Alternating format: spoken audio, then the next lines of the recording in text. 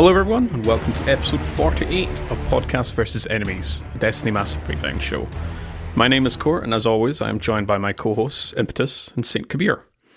This week, we're highlighting some Lightfall economy changes, some more build crafting information from a recent PCGamer article, and we are finally breaking down the magnificent weapons from the Deep Stone Crypt raid.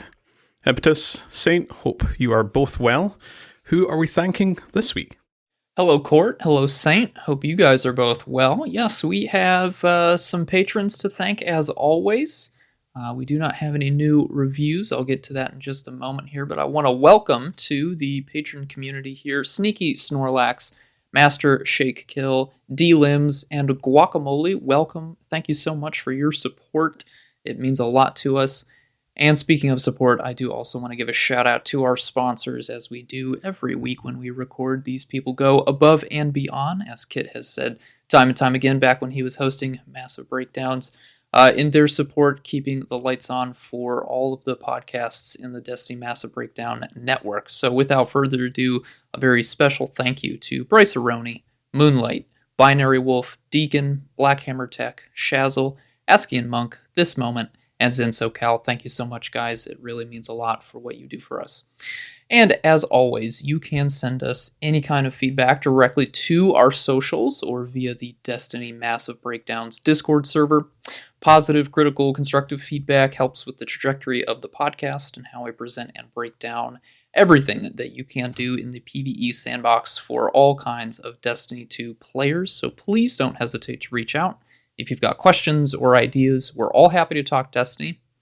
And on the note of reviews, we do use Chartable to aggregate those, so that may take some time for non-US listeners' reviews to appear. If you would like a faster shout-out whenever you do leave us a review, you can send the review to our socials and tag us in that. We would appreciate it.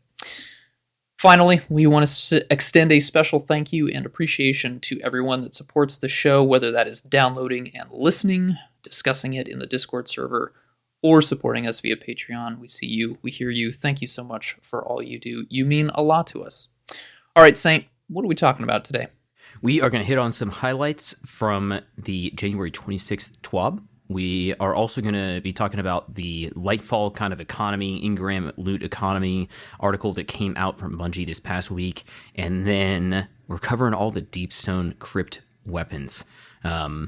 A couple of the things I'll say before we jump in. We've been talking about this for a little bit, and it is finally out. Court's comprehensive rocket launcher infographic. The power weapons are kind of getting a shakeup in Lightfall. We're not exactly sure what that's going to look like, but at the moment, rocket launchers are in a pretty strong position, and they could be in an even stronger one very soon. They are going to be a solid contender, honestly, in a sandbox no matter what. And if you want to know which ones you should be using, traits to look for, and the info on the difference between all the archetypes and things like that, be sure to check that out. You can find that on Court's Twitter or on Reddit, the Destiny of the Game subreddit, if you are looking for more info there. Also, myself, I've been working on some kind of supplementary weapon guides, a little bit more simple than the comprehensive systems that Court is able to cover, but I'm really just trying to support kind of the roles that we are discussing in the show and some of the roles that we discussed for weapons in our previous episode, kind of about the future of the sandbox and all that stuff. So I've done a few and definitely look for a few more over the next couple of weeks as we go towards Lightfall. Court, how you been, man? How you doing? Not bad, yes. As you mentioned there, yes, I've finally, after teasing about it for last, this year, the 4 weeks that we've had of this year, it's finally out, and I do want to extend my thanks to everyone who's been sharing and providing great positive feedback of this and my previous Prospective Champion Counters Guide for Lightfall. There's obviously far too many people to shout out. Obviously, my co-hosts here, thank you very much for spreading the word across their various clanmates and Discord servers. But I will say it means so much. It's been a project long in the making, especially the rocket launcher one. I think that's pretty much 9 months of, not solid work, but 9 months of kind of research, design, and just kind of getting everything all together and truncate it into a sort of bite-size kind of format for both new lights and for established players as well. I've mentioned this before, but I will of course be doing more before and after Lightfall. I think the next one that's on the cards will be the stacking graphic guide, which I know is a big popular one that many folks use as a resource. So yeah, that's next up for both Season 19 and then again for Season 20, because we know there will be some changes to a little bit of damage stacking and maybe some changes here and there with the potency. Finally, in terms of projects of mine, I will be making a announcement about my spreadsheets, because they will be kind of winding down is the best way to kind of summarize it. But not sure when I'm going to make like an official announcement, but moving forward, it will be pretty much all hands on deck for Infographics and farewell to spreadsheets. In terms of Destiny, I have been farming a lot of DSC, because this has been the second and then last week for farming Deep Stone Crypt for those very sexy weapons. GMs for some Horror's Lease, which again is the final week that we can farm for Horror's Lease, not only for the season, but for, well, that's it until, well, we'll get onto Legacy focusing shortly, and a little bit of Crucible as a Stasis Warlock.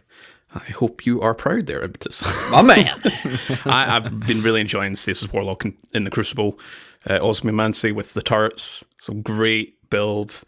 I think the Stasis Slow itself is a really great status effect that I think lots of people are taking note of it now. It's not as strong as when it first came out with Stasis 1.0, but it does mess with some people's playstyles. So I've been having a lot of fun with that. Speaking about our resident hunter Warlock, Impetus, what have you been up to this week? Been doing some Deep Stone Crypts with lots of different people. Ran with Saint and his raid team for some security farming. Ran with a few other people doing. Actually, yeah, it's mostly just been with Saint's crew. You guys have got the strats down. Been hopping in when I can. Going for various weapons, so I did unlock Trustee entirely for crafting, so slowly leveling that up. Then making some progress for Succession and Heritage. I think I'm at 3 out of 5 on Succession and 1 out of 5 on Heritage. The increase in red borders is definitely noticeable.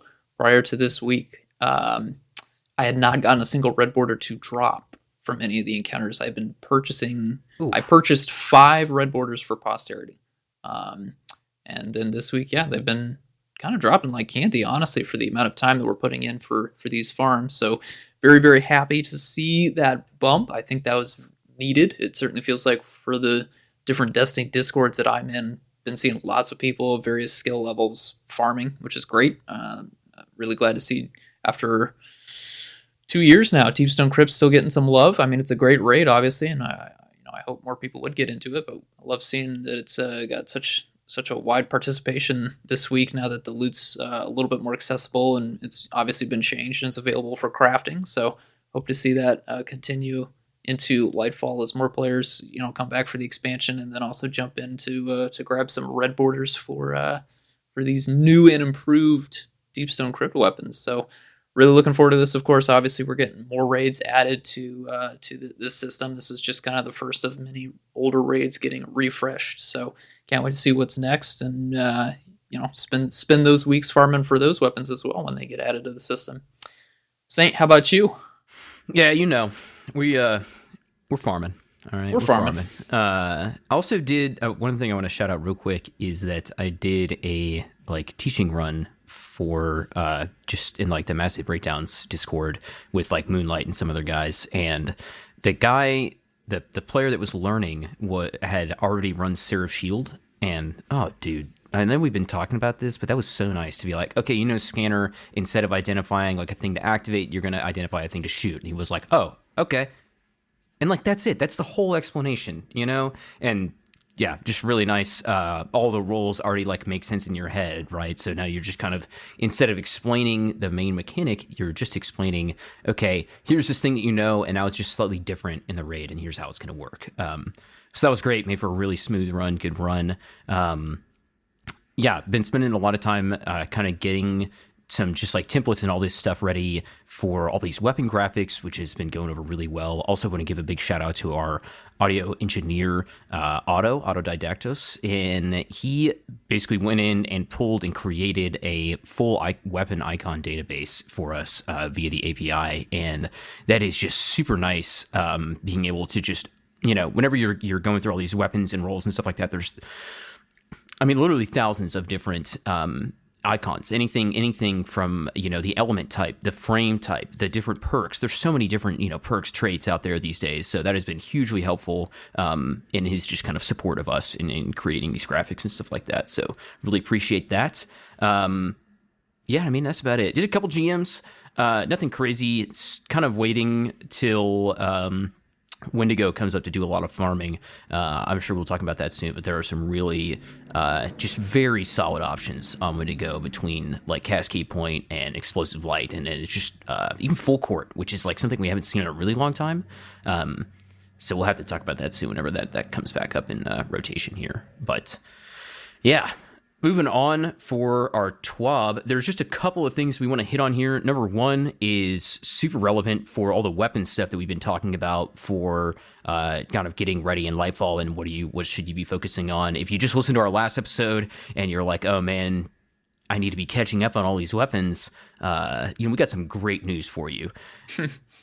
Seasonal deep sight weapon focusing will now be available on a daily reset cadence for the remainder of the season. So this is every seasonal vendor basically from this year of content in the Helm, season 16 through 19. Your only kind of limit here is how much umbral energy for these specific seasons do you have. I imagine that Expedition, Catch Crash, Nightmare Containment, all these things are just going to be flooded here in the last few weeks of the season with people trying to grind out materials to make sure that you can craft these weapons. So, if there's a weapon out there that you really want, we like Tarnished Metal, right? This is one that came up. If you have not spent any time focusing that, you could get it done at 5 days. If you don't have a single Red Warder, you could go in there, you can grind out a lot of those Season of the Plunder activities and get that thing crafted with a Volshot roll in just 5 days if you're willing to spend the time, which honestly is really nice. And as a reminder, the end of the season is coming up. The end of this season and the end of Year 5 in general for Destiny 2 is going to end on February 28th, which is just about a month away, which also means that Lightfall is just about a month away. And speaking of Lightfall, we got some more changes on deck. The articles they've been putting out, they weren't even enough. They were like, we need to do a PCGamer interview also and answer more questions. Court, you want to kick us off here with our little bit of a kind of highlights from this interview article this past week? Yeah, so it's PC Gamer. They interviewed some game designers regarding the build crafting article that released a few weeks back. This comes from Rodney Thompson, who is the design lead, or aid design lead, Xavier Duran Hollis, who is also a design lead, and Tyson Green, who is a creative director, all at Bungie. So they kick us off here talking about the stat mod cost changes.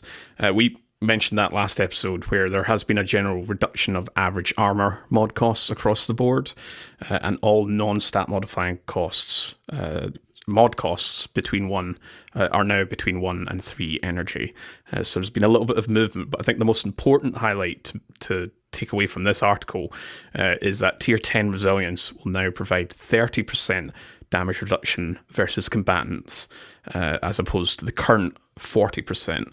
And the resilience curve has been tweaked. They haven't specifically mentioned how they are kind of repositioning the tiers, but at lower tiers you will get more value from resilience without feeling like you have to max it out. And currently I think, you get 0% at 0, tier 0, 1% at 1, 2% at 2, and then it rises 4% at 3, and so on, so forth. Tier 9 to 10 is like 8%, right? It's ridiculous.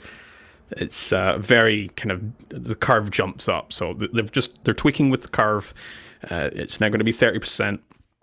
And a nice little change. I think a lot of the Destiny community have been kind of unsettled at the resilience change that was brought in very silently, might I add, back in season 17.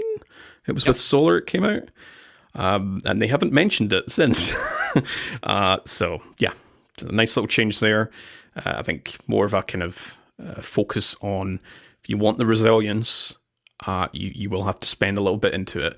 We spoke about the build crafting last episode as well, how it's more of a kind of weighted kind of balance of, you have to kind of pick and choose what you want. It's not a kind of free system anymore. And of course, we'll get more information as things progress. Impetus, what can you say about, they mentioned here about Font of Might and the armor damage buff changes? Yeah, so there was some concern. I definitely had some conversations in my own clan, but I'm sure other people have been wondering about whether or not we'll see a nerf to some of our damage dealing mods, High Energy Fire, Font of Might. What are those going to look like? Because again, we were talking about this last week in our episode. Set your expectations. Things are going to get tweaked. Now is the perfect time to do it. They have specifically said in the original build crafting article that every single mod is getting tweaked in some fashion. So Rodney here took some time to talk specifically about weapon damage mods, what's happening to those, what the future can look like, what we can expect. So we've been told that specifically there are leg armor mods that now provide a bonus to weapon damage of a specific type while you have the stacks of armor charge. And those stacks will decay one charge at a time when you have one of the mods equipped. The damage bonus is equivalent to High Energy Fire. It's about 10%. And again, you can have multiple copies of the mod that stack to increase the damage bonus further. 3 copies of the mod, which is the maximum number of copies, will provide 22% to a specific elemental type of damage that is close to Font of Might's current 25%. Unlike Font of Might, you can pick which damage type the bonus applies to, so it's not limited to matching your subclass element. So again, in keeping with the theme of setting expectations here, these have been tweaked. We have a little bit more freedom in that we no longer have to match the subclass element here, but the values are being brought down a little bit, and we can stack up to 3 copies now as opposed to 4 copies. So yes, things have certainly been brought down, but I still think, especially with allowing us to pick which damage type the bonus applies to, that will take some of the pressure off of which kind of heavy weapons we bring into. I know, Saint, you were the designated raider here doing the day ones in the past. You talked about running on a Titan, Solar and Stasis for proccing that Font of Might with, your Reed's Regret as the Stasis Linear Fusion Rifle, or your Cataclysmic as that was the Solar one, and that's just what made sense, so you could take advantage of that Font of Might buff, and that did limit you, right? I mean, obviously you were putting out some pretty incredible damage, but you were fully speccing into matching that power weapon to your subclass so that you could take advantage of Font of Might.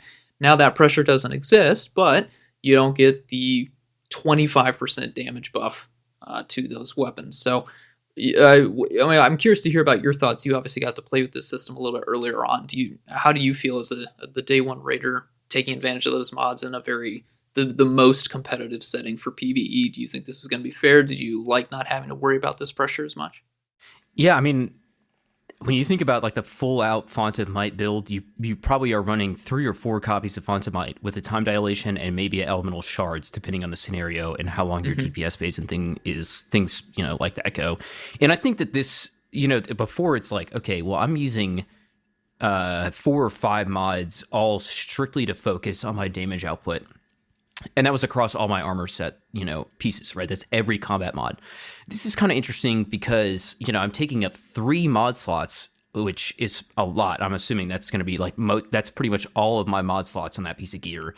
And I'm still getting a similar buff. So it's like, there's still this high price, but it's shifted, right? Instead of taking up your entire build, it's like taking up, I mean, like, I'm thinking about other mods, right? And no matter which piece of gear you're referencing, you're sacrificing something, right? Whether that's like ashes to assets on your helmet, right? Or a dexterity loader or something like that on your arms, or, these inversion and recuperation type of mods that work on orbs on your legs, right? Every piece is going to have something that you're sacrificing in order to like get to this super high damage buff. And I think that's good.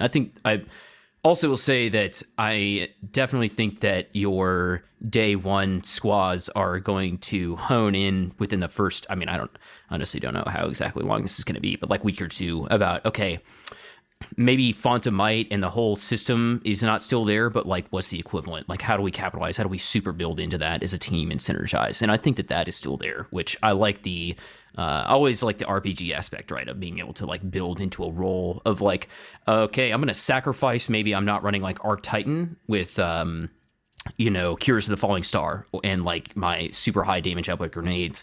Instead, I'm like fully investing into my like weapons damage output because like that's where I really want to focus. And I think that's good. Like I like the trade-offs and like, you want a healer, you want teammates that are fully focused on damage. And that is definitely like, that's like an RPG, right? RPGs have tanks, healers, DPS dealers, people that are running mechanics and all that kind of stuff. So anything that kind of like slowly edges the game towards that is good. And also, like we talked about in the past, like I guess last episode, you don't have to wait for elemental time dilation to come up to have access to the strongest DPS loadout in the game. It's just like if it's there and you have the weapons to do it and you have the knowledge of how to build the team towards it, you can do it. And there's no limit on the time, which is just absolutely massive W.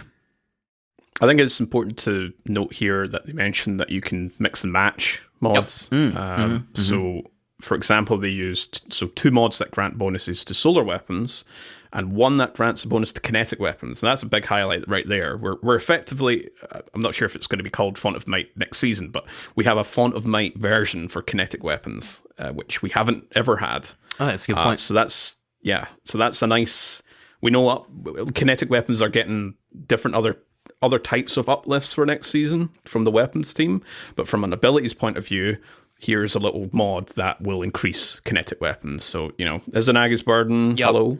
Oh, yeah, man.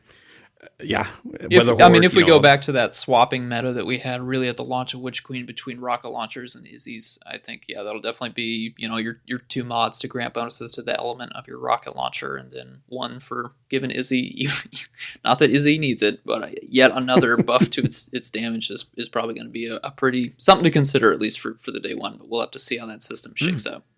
And there's a certain shotgun that I heard about that can roll Focus Fury on it. Would you guys know anything? About that? Yeah. We'll dive into that one a little bit deeper later on in this episode.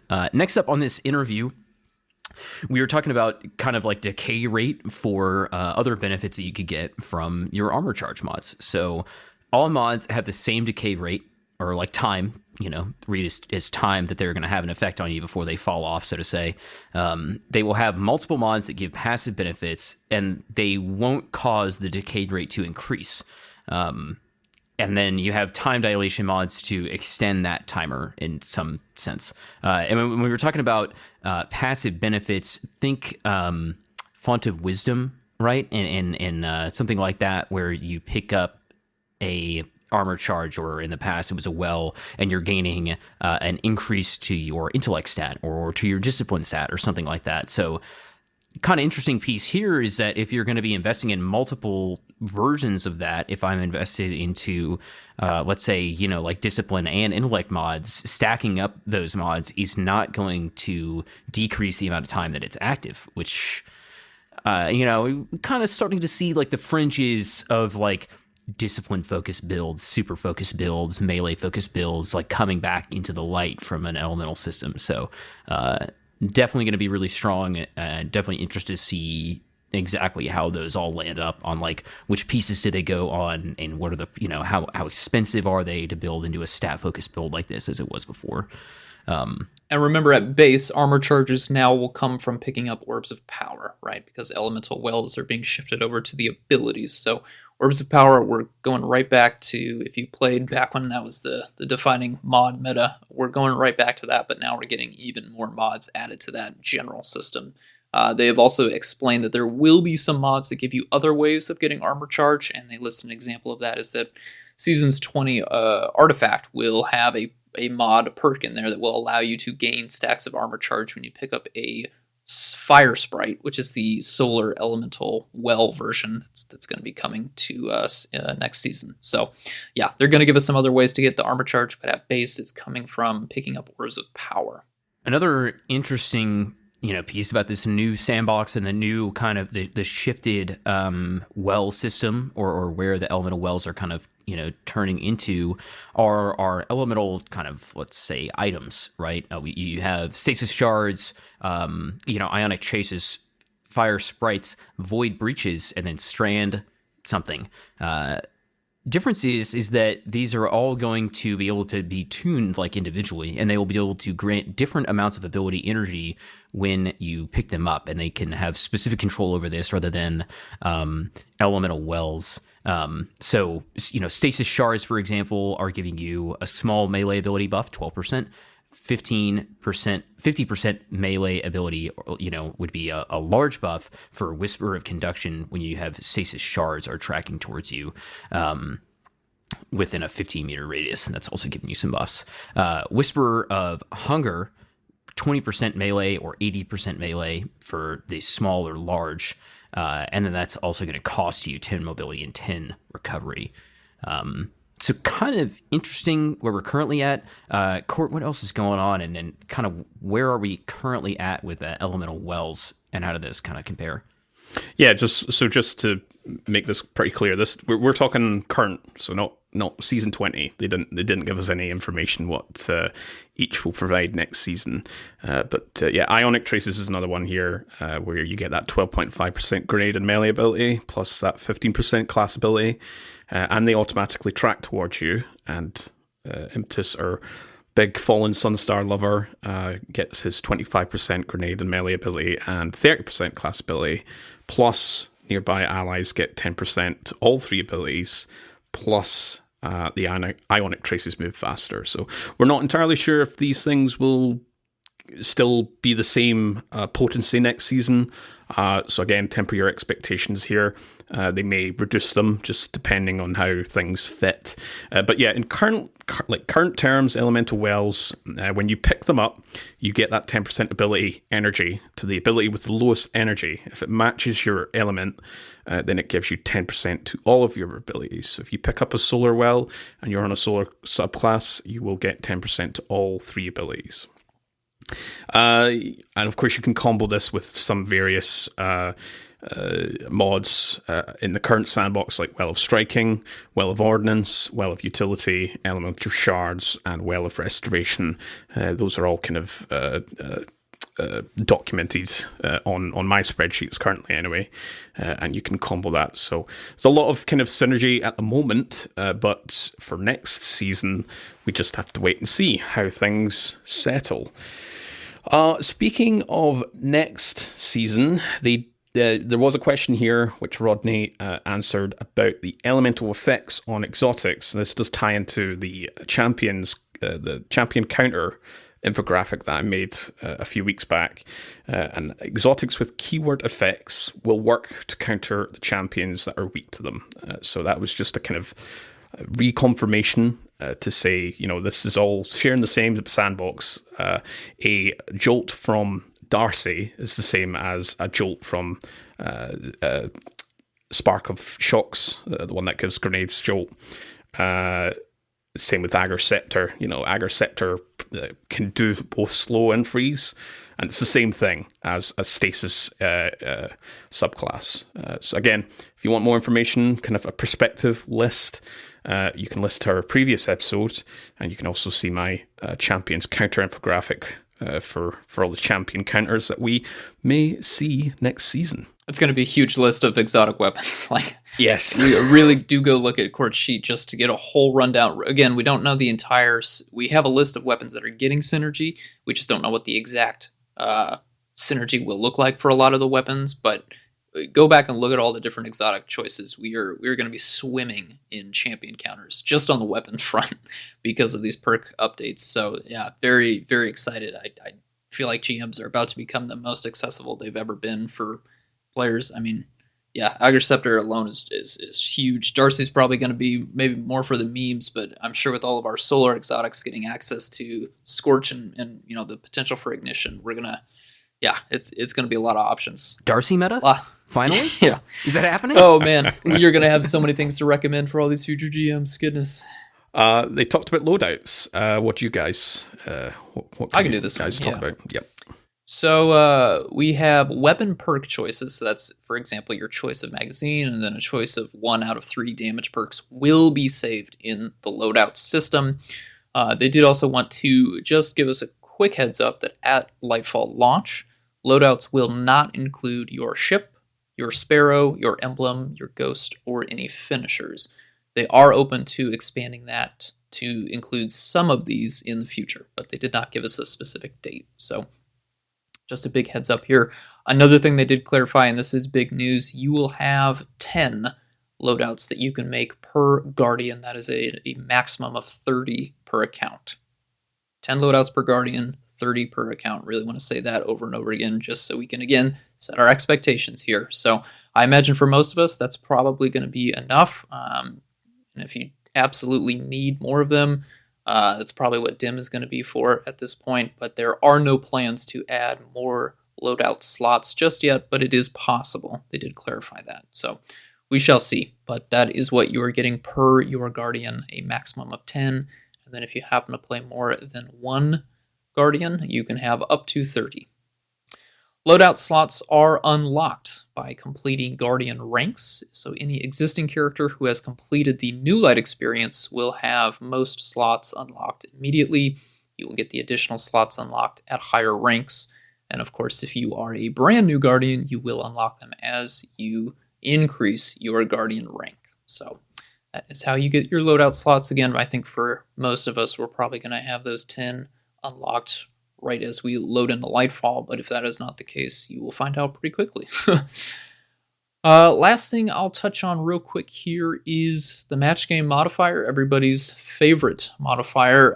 They did just have to sneak this in, didn't they? They did mention that match game may show up on special activities in the future where they want to deliberately tweak the gameplay in an unexpected duration, but no plans to do so at this time. So all right, match game. This match game is like on a little cart, and he's like, "I'm not dead yet." Yeah. All right, buddy.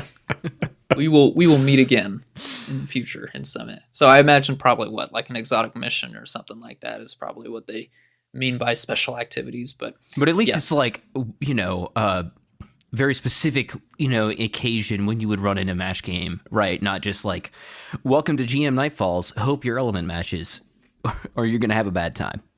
Hope you brought up some options to make sure you can cover for all of these shields. Yeah. So that is the extent of the tweaks that we wanted to cover from the PCGamer article. Again, huge changes to build crafting, huge changes all around, and we're just getting started. So the article that came out this week was Lightfall economy updates. This was in particular to weapon focusing, engrams in particular. So I'll start things off here. Umbral engrams have been around for a while now. They are coming to a close again. So starting in Season 20, these will no longer drop. The seasonal content will instead include seasonal engrams. So we're returning to the system that was around prior to Umbral engrams debut in Season 11. Any Umbral engrams that you may still have on you after Season 20 can be decrypted by Rahul. I'm assuming that's just going to give you access to the world loot pool that is present in Season 20. So I guess if you are interested in trying to, unlock some weapons super early, you can save a few Umbral engrams and then run over to Rahul at the launch of Season 20 to get a chance at some of those new world loot weapons. I don't know. but that is your call there. So that's what's happening to our Umbral engrams. Shaders. This was a pleasant surprise. 801 is now going to sell Destiny 2 shaders instead of mods. And specifically, these are going to be Destiny 2 shaders that have been unavailable for quite some time. I'm not going to go over the full list. The article, the Lightfall Economy Update article, did have what we think is a pretty full list of shaders that will be available. These are going to be the old seasonal ones, as well as, say, old faction shaders. So, for me in particular, I obviously wasn't around for most of the seasons, as well as the launch of D2, so I didn't have any of the faction shaders, so this will be very nice for me. She will be selling them at 10,000 Glimmer each, and will only offer 3 shaders per week during Season 20. These will be randomized, of course, so still bummed about that, but at least I will have a chance to go and grab of various shaders that I do not currently have in my possession, so... At least the random thing on rotation is cosmetic, not gameplay. That is true. Yes, it's much more minimal. My complaining here, I should clarify. Yes, this is not going to have as huge effect. I mean, yes, Destiny is the end game of Destiny, but there's some other things that we could worry about. But yes, we will have a chance for a lot of these shaders, and there's a lot of really good ones. So looking forward to that. Huge quality of life update for our fashion focused folks here in the Destiny community. Love that, and love that 801 is still not selling anything to do with weapons. It's all right. Who cares about lore? Am I right, fellas? Okay. What is a Weapon Forge even for, dude? I mean, she's only a walking. Yeah, it's no big deal. It's no big deal. I'm fine. She's got this big 3D printing factory behind her. Yeah, it's printing out shaders. It's great. It's great. I'm crying not weapons, just shaders. Can I interest you in transmog? Yes, let's get into Vanguard focusing. So this is they're introducing specific avenues for focusing for our playlists, in particular old armor and weapons that have kind of been unobtainable that will now have a better chance at getting. So starting in Season 20, Zavala is the final core ritual to get comprehensive engram focusing options. The Vanguard gear focusing will focus into engrams directly into armor or weapons. These do not need to be claimed in order to be spent on focusing. This system is currently available for Crucible right now.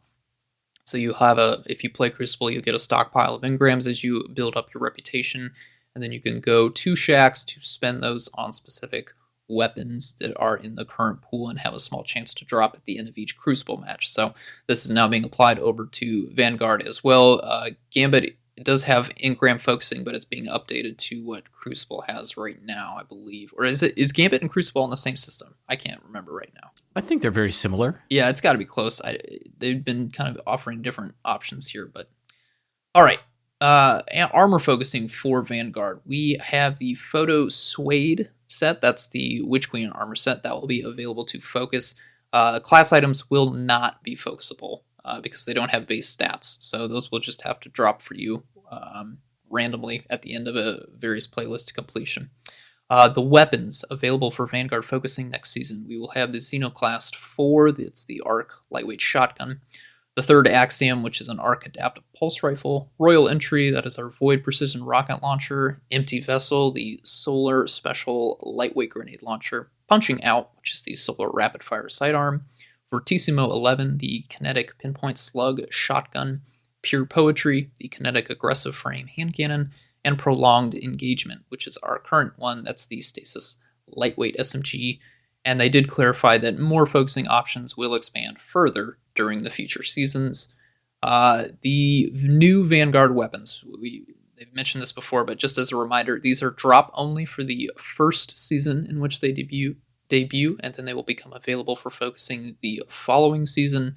And again, more focusing options will expand during future seasons. Court, what is happening to Nightfall weapons? Yeah, so this system's kind of it's got similarities to the trial system, if you're familiar with that. So in Season 20, Zavala will also offer Nightfall weapon focusing for the following cost. So Nightfall weapons must have been acquired from Nightfall strikes at least once before being available for focusing. And the cost for focusing said weapon is 1 Vanguard engram, 20,000 Glimmer, and 25 Legendary Shards. In terms of Adept weapons, you can focus them and they are introducing a new currency called Adept Nightfall Ciphers. So when completing GMs, players will acquire Adept Nightfall Ciphers in addition to existing rewards. So it's not replacing any rewards. You'll still get that 100% guaranteed drop of whatever the particular weapon is for that week, but you'll also get this on top of the ciphers. The number of ciphers that players earn depends on the rank upon completing a Nightfall. So at platinum level, which is all the champion or majority of the champions defeated, you'll get 2. At gold, it's 1, and you'll get nothing at silver. In terms of focusing, you will require 3 Vanguard engrams, 50,000 glimmer, 50 legendary shards, and 10 Adept Nightfall ciphers. So you're going to need to get, minimum 5 GM completions to get those 10 Adept Nightfall ciphers. I'm not entirely sure what the cap for the Adept Nightfall cipher will be. Hopefully it's not 10 or 20, but maybe thinking 100 could be kind of something that Bungie's aiming towards. Preferably uncapped. Zavala will also offer a single Adept Nightfall weapon for focusing each week, which matches the Nightfall weapon currently in rotation. So again, it's a very similar system to Trials, where if you want to get that Adept weapon, you have to go flawless for that week, and then exchange your card in for that Adept weapon, etc., etc. In terms of Nightfall and Adept weapon focusing in Season 20, they did give us a list here. So they have the Malicious Birthright, which is the Kinetic Special Lightweight Grade Launcher, Mindbender's Ambition, which is the Solar Aggressive Shotgun, Wendigo GL3, which is the Arc Heavy Adaptive GL, Hungjury SR4, which is the Kinetic Precision Scout. The Swarm makes a return as the Arc High Impact Machine Gun, and Buzzard, which is formerly a Pinnacle or Ritual Weapon, is the Kinetic Adaptive Sidearm. So that will have a brand new kind of perk selection for that. So that is our 6 weapons for next season confirmed. Saint, what can you say about the Legacy gear focusing? Yeah, so every ritual activity will see a number of items available for legacy gear focusing. This is basically a system that will allow players to obtain pieces of gear from the last several years, seasons, and then all those times of the game that they may have missed, which may have not be accessible in some cases, depending on the weapon, the playlist, and things like that. So basically, this system is to help players that miss out on past seasons. You can pay a moderate to severe price, basically, to focus. To focus any piece of gear from Crucible, Gambit, Vanguard, Iron Banner, and Trials. So starting off with our kind of ritual stuff, Crucible, Gambit, and Vanguard armor focusing for sets that you may have missed. If you have not acquired a piece of armor previously, it is going to cost you 3 engrams from your respective ritual playlist, 50 legendary shards, and 10,000 glimmer. If you have acquired a piece of armor previously, it is going to cost you only 1 engram from that playlist, 25 legendary shards, and 5,000 glimmer. So about half the price, 30 of the engrams, if you're focusing continually, and then a bit more expensive if it's a new piece of gear for your collection. Iron Banner and Trials focusing is it is pretty expensive. If a player has not acquired a piece of armor previously, it is going to cost you 7 iron or Trials engrams, 100 legendary shards, and 10,000 glimmer. If you have acquired it previously, it will be 3 engrams from one of those 2 sources, 25 legendary shards, and 25,000 glimmer, which... Why? Yeah, good lord. 7 engrams from Trials? You know how many matches that is? Or even Iron Banner is I think this is just too high. Like 5 would have been a lot, But anyways, we move on. We'll talk about some weapons that you can focus, and this is... It's not PvE, so we don't care. Yeah, all right, whatever. You get your Trials monkey helmet if you really are dying for it, all right? On the brighter side, we have a lot of weapons that are going to be focusable, and some very good ones. For Vanguard, we have Plug 1.1, Uzumi RR4, the Hothead, the Comedian, Duty Bound, Silicon Aroma, DFA, and Horror's Least. Some very good weapons in that set, which we'll talk about in a second. For Iron Banner, we have Archon's Thunder, Machine Gun, Reeswalker, Lightweight Shotgun, Occluded Finality, Aggressive Sniper, Forge's Pledge, Adaptive Pulse Rifle, Peacebound, a Adaptive Sidearm, and Frontier's Cry, Precision Hand Cannon. Mixed bag, depending on where you're looking PvP, PvE for these.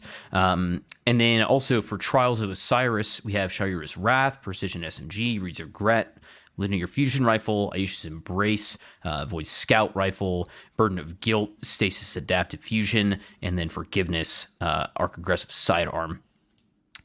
Adept version of these weapons will not be available for focusing. And if you're looking to focus a weapon, it's also... again, it's going to be pretty expensive if you've missed out on one of these weapons. For legacy focusing costs, you're going to need, if you have not ever unlocked one of these weapons, it is going to require 7 Vanguard Iron Banner Trials engrams, 100 shards, and 10,000 glimmer. And if you have acquired them previously, it is 3 engrams, 25 shards, and 25k glimmer. Again, just ridiculously expensive, costs here. Items, cosmetic items, shaders, emblems, ghost projections, other things like that are not available for focusing or anything like that because they're going to be added to post-game rewards, which is, I think, a very solid change. This means if you missed out on any kind of cosmetic thing in the past, just playing the playlist, if you're just playing quick play, you could unlock Carminica shader or the Red Jack projection at the end of your match. And then as of Season 20, we'll see these legacy match rewards implemented for Crucible, Vanguard, Gambit, and Iron Banner. Nothing for Trials, though. Guys, when we look at all these legacy weapons and things like that, thoughts on the costs, anything that you guys are going to be focusing that you just haven't landed yet that you still are looking for? Well, the costs are astronomical. Inflation is real. Yeah, those costs are.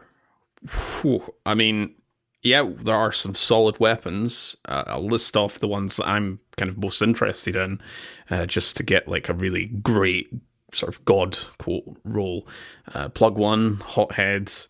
I'm chasing Horror's Least at the moment because it's as we're recording this, it's a Horror's Least week, the last week to get Horror's Least. Nothing really in Iron Banner. It's nothing. Yeah, nothing's really. Maybe Reeswalker, but that would be probably more for a PvP kind of chase than a PvE one. And Trials, to be honest, I never got a great Reed's Regret with the Origin trait, so that is kind of screaming out for me. I've already got a really good Burden of Guilt, but maybe Aisha's Embrace. So those two, Reed's and Aisha's for me. But yeah, these costs are. I already have access to all of these, and I assume both of you also have access. But for those that are, Reed's Regret's still a really solid precision LFR. We have an aggressive LFR right now that we can chase, but 7 Trials engrams. That is for, if you're looking for a Reed's Regret, you never got one. That is just, I'm speechless. Yeah, I am in shambles. I could accept it if it was actually adept. Like, yeah. Sure. 7 or whatever. But for just the regular version, really? Oh my gosh, way too expensive. Way too expensive. But this is a good list of weapons, though, and that is kind of why we're mad about it. Is there are a few things definitely to chase. Hothead, still arguably the number 1 rocket based on its perk pool and its archetype.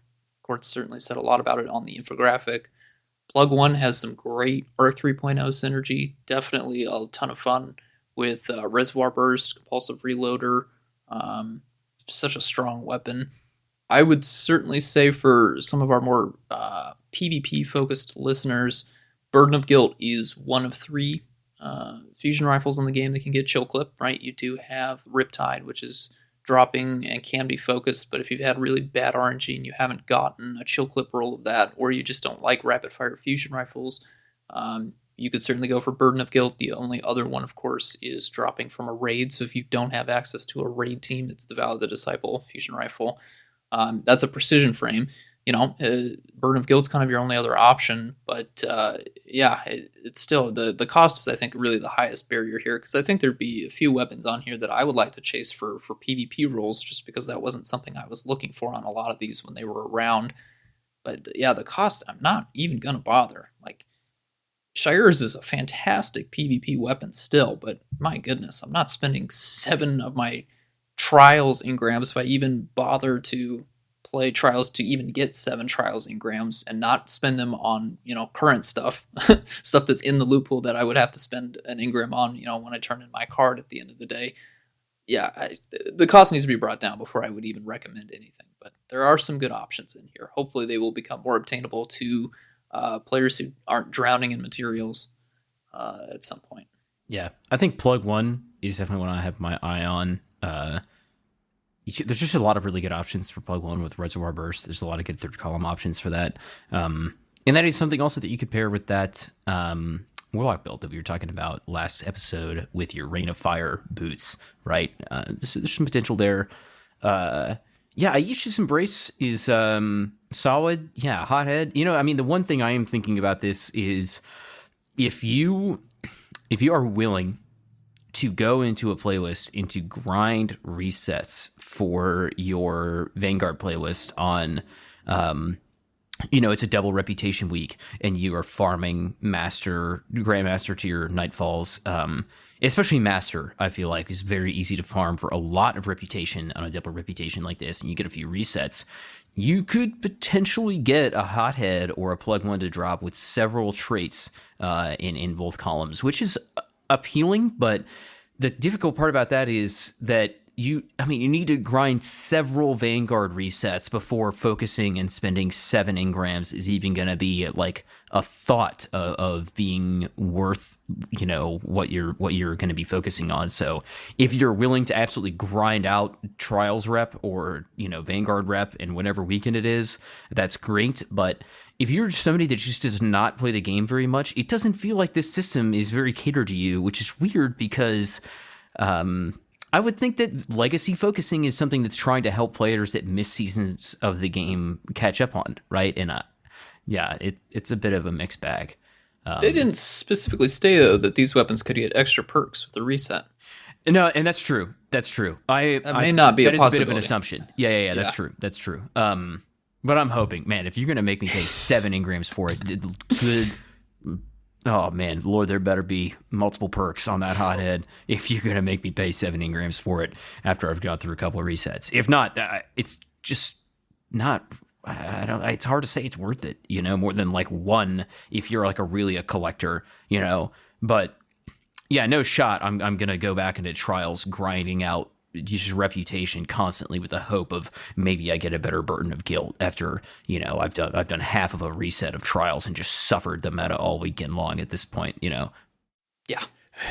Some of the lists as well, like right now, we don't know what's coming in Season 20 in terms of, we know a few, but it's like if there's going to be any changes to how engrams drop or how you're rewarded engrams, fair enough. But I would be more enthused if the next season's list of, let's look at Nightfalls, how we have Militias, Mindbenders, Wendigo, Hung Jury, Swarm, and Buzzard.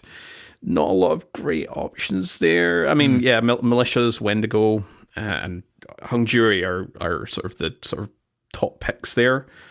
But because it's a list of kind of, there's some myth there, I've got no draw to do a lot of grinding in that particular playlist to then focus on getting a plug or a hothead or a horror's least. It's just the balance isn't quite there. If say hothead was in next season's rotation and it replaced Hung Jury, then I think there would be a little bit more of a draw. But obviously this is a little bit more subjective than an objective point of view. I just feel like the balance of things I want to get that can drop and things I want to focus are just a little bit lopsided. And I'm just speaking purely for Vanguard Nightfall weapons. Yeah. The same can be said about Trials. There's some really solid, to be honest, even the sidearm, they're all really great in PvP, in their particular environments. Like Reed's Regret is still really great. Shira's Wrath is really great in PvP. Forgiveness is really good in PvP as well. Aisha's Embrace, great in both sandboxes, and so is Burden of Guilt. Like, all of those weapons are really great weapons to chase after, but I'm not paying 3 Trials engrams per pop. It's just for the chance to get that Focus Fury triple tap roll if you're lucky, right? All right. One last note here. What's going on with our loot pool?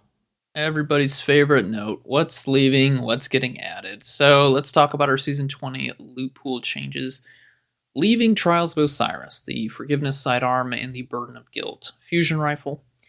Trials is receiving the Astral Horizon kinetic aggressive frame shotgun from, that was a year ago that it left initially. It did have an adept version at the launch of Beyond Light, I believe. Yeah. Pretty strong for PvP back then. We'll see what the changes to the loot pool entail. And then the new Trials weapon is the Immortal, which is an SMG. No comment on its element, where it will land, what archetype, but those are the new Trials weapons, and then Forgiveness and Burden of Guilt are leaving come next season. For Iron Banner, leaving Iron Banner is Razor's Edge, that's the lightsaber, Void Sword, and then Frontier's Cry, that's our precision solar hand cannon. Added are going to be Joram's Claw, which is the solar adaptive Suros pulse rifle from Curse of Osiris era. Hope I'm pronouncing that correctly. And then Bite of the Fox is returning as well. That's a kinetic aggressive frame sniper rifle. Just what we needed, another kinetic aggressive frame sniper rifle. But I'll save that argument for a little bit later on today. In terms of Nightfall, leaving Horror's Least and DFA. At the time of this recording, Horror's Least is available for the Adept weapon. This will be the last week it is available as an Adept. So hopefully you were able to grab a good roll of that before it is gone. And then the added Nightfall weapons, Buzzard, the kinetic adaptive frame sidearm, awesome, sweet. And the Swarm, Arc High Impact Machine Gun. That was, I've bust that out from time to time. Bottomless Grief, One for All. It served me all right, but we'll see what the Swarm is coming back with, as well as what Buzzard is coming back with. Although this thing better have time payload or something on it, or else I'm out. Or if we're getting a new Arc Elemental perk next season, hopefully it's got that. Like a blinding perk. That's true, yeah. I mean, would I use Volt Shot on it? I don't know. Terminus actually has Volt Shot, so it'd be weird if we got yet another high impact with Volt Shot. But who knows? We shall see what's coming. We are getting more Elemental perks next season, so there's a possibility. Something could interest me. Those are our changes. Lots of tweaks, lots of discussion here, lots of speculation. Let's step away from that. Let's get into some cold, hard facts with some objectively great weapons. Let's break down the Deep Stone Crypt weapons. Take it away, Court. Yeah, Deep Stone Crypt. We haven't done a weapons breakdown for a couple of episodes. It's mostly been a lot of articles kind of swarming our PC screens and mobile devices. Lots of Lightfall content coming up. So yeah, we're back to some solid breakdowns here, and boy, we have quite a selection. Once again, we've got 6 weapons from Deep Stone Crypt, so that's 2 each that we're going to talk about. And yeah, Bray Inheritance is the origin trait, and the details for that is dealing damage regenerates a small amount of ability energy. Technically, that means it provides grade, melee, and class ability energy, and there's no cooldown. I know there's been a little bit of a confusion with people normally take ability energy as equaling class ability, but no, the general ability energy is your big 3: grenade, melee, and class. In terms of how this looks for each weapon, it is tuned separately. For the hand cannon, it's 0.42% per hit. Scout rifle is 0.34% per hit. Sniper rifle is 1.5% per hit. Shotgun is 1% per hit. The machine gun is a 0.46% per hit. And the sword is 2% per hit. This does work on immune enemies. Not sure if that is intended, but it does currently. And constructs, so your barricades, if you want to use that against folks in the PvP environment. It does have some synergy with kind of damage over time perks like Incandescent. It does work really well with Incandescent with how the Scorch stacks work. But in terms of Volt Shot, there has been a little bit of confusion here. It is pretty finicky to work. It's very much like how we've mentioned with the Iclos SMG, how that can roll Feeding Frenzy and Volt Shot. It's kind of a very similar interaction where the jolt that leaves the combatant has to do the killing for it to proc. Otherwise, you don't get any benefit. So that's just one thing to take in mind here. So a nice little selection there. Each of those kind of per hits. Remember, it's not kills. It is per hit, per damaged hit. You have some great ones. Sword there with 2% per hit is great. But obviously machine gun being a little bit more of a kind of faster rate of fire, you will be able to get some energy gains back pretty fast. As a reminder, of course, we are recording this during the week where Deep Stone Crypt can be farmed, but by this point you'll hopefully be unlocking and crafting some of those great weapons. But all Deep Stone Crypt weapons require 5 red boxes to unlock the craftable version.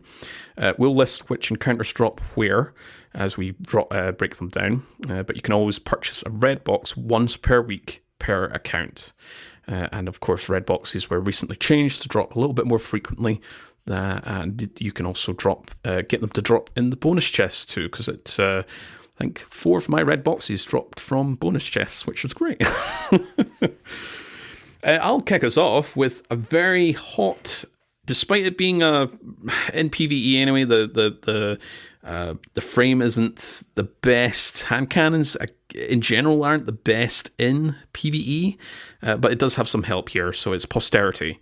You can get this from the third encounter, which is the least farmable. You can farm it if you want, but it takes quite a while compared to the other encounters, and that's the sort of chaos mode crash landing. But yes, Posterity is the arc precision hand cannon that is 180 RPM. Recoil pattern is more predictably vertical, and it fires quickly with high accuracy. There has been some perk pool changes. For column 3, they have removed Feeding Frenzy 4th times Charm, and they've replaced that and added an extra with Demolitionist, Unrelenting, and One for All. Sorry, no, I'm reading the wrong column here. For column 3, Feeding Frenzy 4th times Charm, and they've replaced that with Volt Shots, Wellspring, and Perfect Float, and that joins Rapid Hit, Surplus, Reconstruction, and Killing Wind. All those can be crafted, just a reminder. In column 4, they have removed Demolitionist, Unrelenting, and One for All, and replaced it with Frenzy, Focus Fury, Gut Shot Straight, and Pugilist, and that joins Rampage, Opening Shot, and Redirection. Again, all of that can be crafted. In terms of comparisons here, so we're going to be looking at Nature of Beast and Frontier's Cry. They're kind of the closest anyway. Quite, Frontier's Cry is the Iron Banner kind of close, recent comparison. Posterity has that 39 range, which is second to Frontiers at 42. It's got that 60 stability, which is second to Nature of the Beast, which is at 61. 36 handling, again second to Frontier's Cry, which is at 41. It's got the highest reload at 57 and very high aim assist at 79. So Posterity does have some decent competitors in Nature of the Beast and Frontier's Cry. But again, Nature of the Beast isn't really kind of... it's quite an older drop as well. And Frontier's Cry is kind of tied to Iron Banner, which is part of the list, which is something that you can focus next season if you want to spend those 3 iron engrams, if you want to go down that route. In terms of barrels and magazines here, we're going to probably be recommending Fluted for that plus 15 handling and plus 5 stability, which brings it up to 51 and 65 respectively. And for magazine, you've got your TAC mag for that plus 2 in the magazine, plus 5 stability, and plus 10 reload. Or you can go down the route of accurized rounds for that plus 10 range. Again, depends on what your preferred kind of platform of choice here. I think range is more kind of for your PC players, but if you are having problems with kind of stability and you're a controller user, then definitely go down that route of stability. The main perks here are your sort of big prize, and we're looking at Volt Shot in the third column. Normally rolls in the fourth column, so again, this follows King's Fall in terms of, perks that are not commonly found in its respective column here. It does join Rapid Hit and Reconstruction, but Volt Shot is your big go-to, with this being an arc hand cannon. In column 4, Rampage, which we don't see a lot of Rampage nowadays. I'm pretty surprised they didn't remove that instead of, they kept One for All and remove Rampage, but no, they've kept Rampage, so it's interesting to see that still there. Frenzy is there, Focus Fury, and Redirection. For your mod and Masterworks, you either want to go for reload or for range, and for your weapon mod, it's minor spec. So 2 builds here to recommend. As I mentioned, you can go down that sort of Volt Shot and Rampage. They did highlight that in a TWAB a few weeks back, just before the season came out. They were teasing all the roles that Deep Stone Crypt Weapons can get, and they did list Volt Shot and Rampage. But I think I'm personally going to go for that Volt Shot and Frenzy. A very strong combo. Great damage buff, get some sort of ad clearing potential with how Volt Shot works. Tie that all into your arc subclass with all the synergies you can get with that. And of course, the champion counters we'll have next season. But yeah, this is the first time we've seen Volt Shot in column 3, and it should be capitalized on. Absolutely. Frenzy, great PvE damage perk, but also gives you that plus 50 to handling and reload. Allowing for a really high uptime for Volt Shot. So great hand cannon. Again, hand cannons themselves are not in a great spot in PvE, especially precision hand cannons, but Volt Shot and Frenzy you could rely on for next season. All right, Saint, what can you say about Trustee? Trustee is a solar rapid fire scout rifle, 260 RPM, and it has also got some great things to offer. This frame type didn't benefit quite as much from the new full auto setting, as it was already full auto by default just from the frame. And then you do also get that faster reload speed when the mag is empty at a 0.8 reload scaler, so to say, or 20% faster, moral of the story. One thing I'll say real quick is that this is a weapon that I would definitely compare to a really strong kind of ranged solar primaries like the BXR Battler. And an interesting distinction in this that I was really just kind of digging into this week is the way that combatant-specific multipliers work from primary weapons when it comes to dealing damage in Destiny. Basically, when you deal damage to a specific enemy type, there are different types of multipliers that apply to them. And each primary weapon has, every weapon in the game has multipliers that apply when you're dealing damage to a minor, to a major, to a boss, anything like that. This is something that Mossy, who is one of our kind of resident damage testers, is an absolute expert on. So I want to give a shout out to him for kind of basically giving me some reason to consider Trustee taking the place of the Battler in my loadout.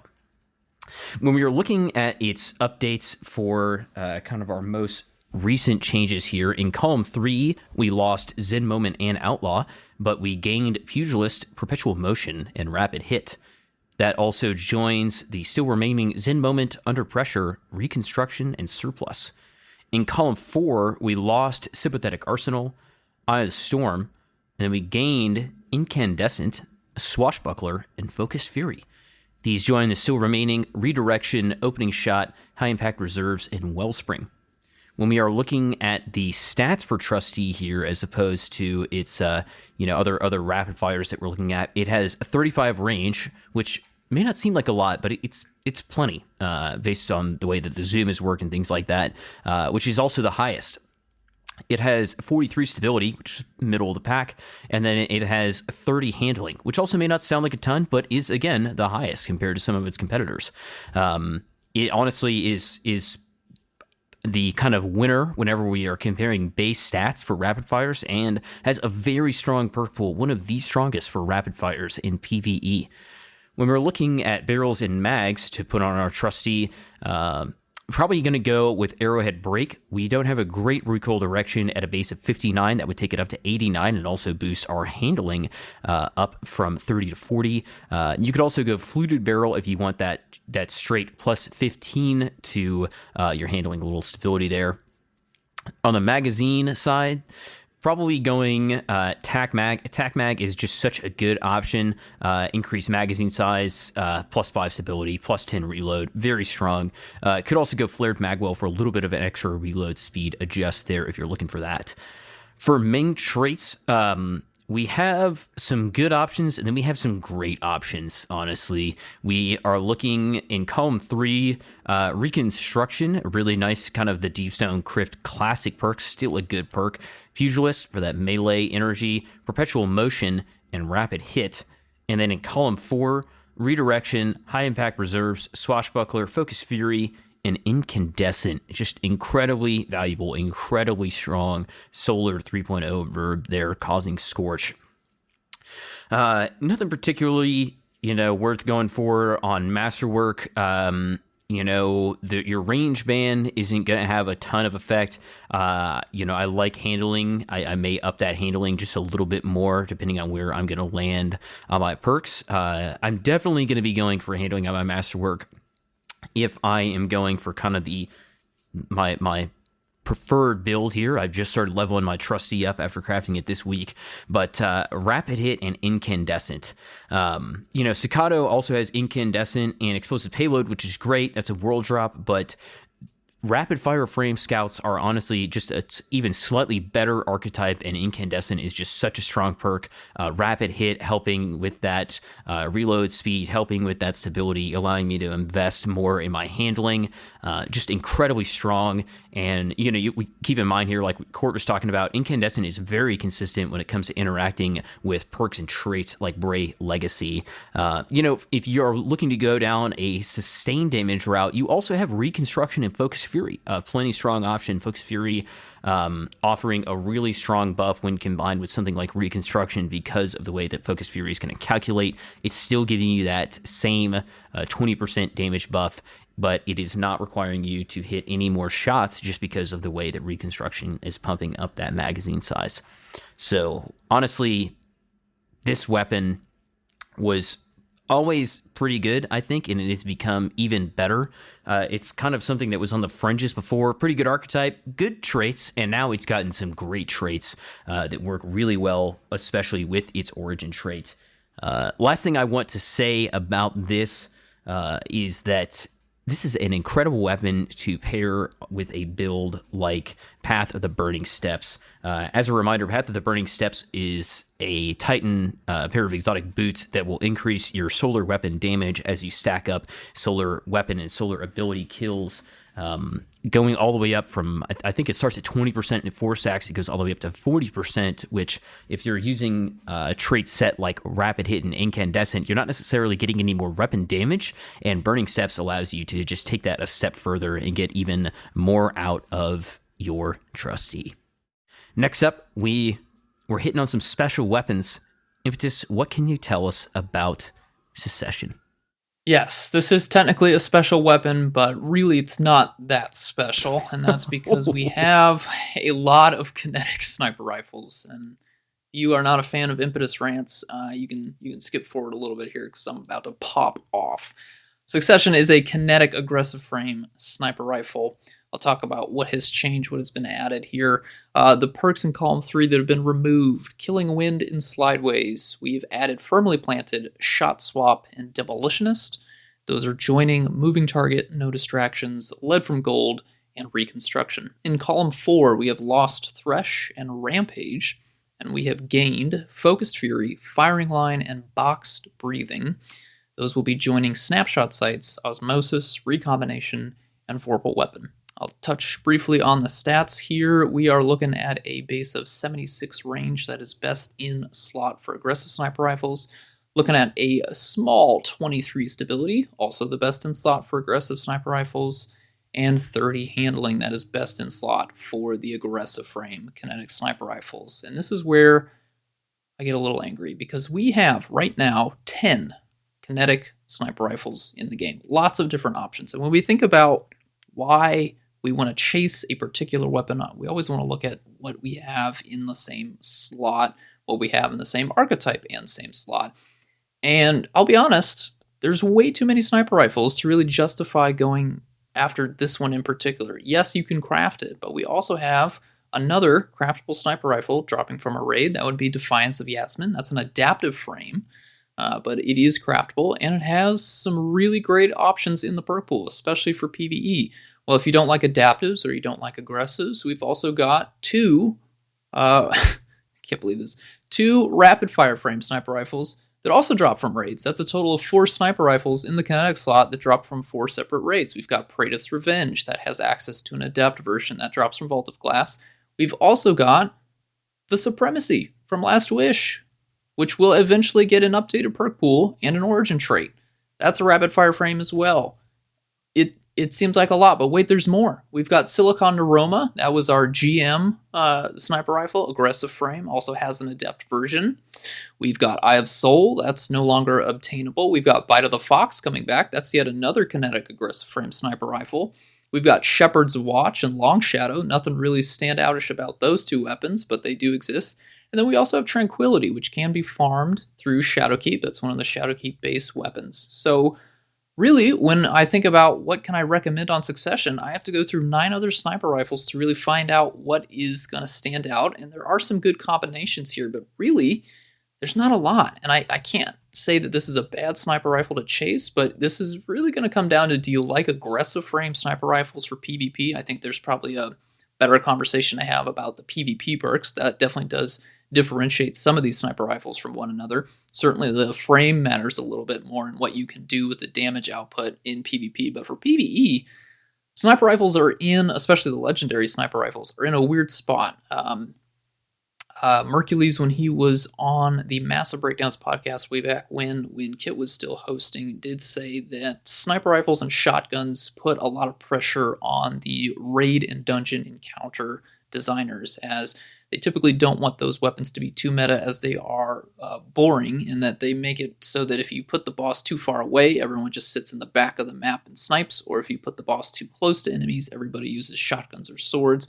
So they generally want to try and make things a little bit harder for players so that we don't just default to those weapons, as they aren't exactly challenging to use, especially over their successful distances or their intended ranges here. So again, do you need an aggressive frame sniper rifle in PvE? I don't think so. I don't think you need a sniper rifle that isn't Izanagi's Burden in the kinetic slot, but it's nice to have an option if you want to have, say, an exotic in your heavy slot or an exotic in your energy slot. But again, as we get more stasis sniper rifles, we're going to be getting strand weapons down the road. That these choices are just going to grow, right? We're going to get more stasis sniper rifles in different archetypes. We'll certainly be getting strand sniper rifles in different archetypes. Do you need a kinetic one compared to the different synergies that exist with what will be the darkness elements? I don't know. I don't think they're going to be getting any more. We know that the kinetic weapons are in the eyes of the weapon designers. They want to do something to make them more valuable. I'm not sure what they can do, but I wouldn't hold out hope. But again, we have 10 different options. So how much can they do to make each of these weapons stand out, even if they are craftable, even if they have access to adept options? Let's find out. So we'll get into the stats. I'm going to break them down. I'll tell you what I think the strengths are. But at the end of the day, you got to ask yourself, what is it about Succession that makes me want to go chase down 5 red borders as opposed to getting 5 red borders for Defiance of Yasmin, or going and trying to get an adept version of either Defiance of Yasmin or Praetor's Revenge, which is the rapid fire, or even going to Supremacy, as Supremacy has a really great scope.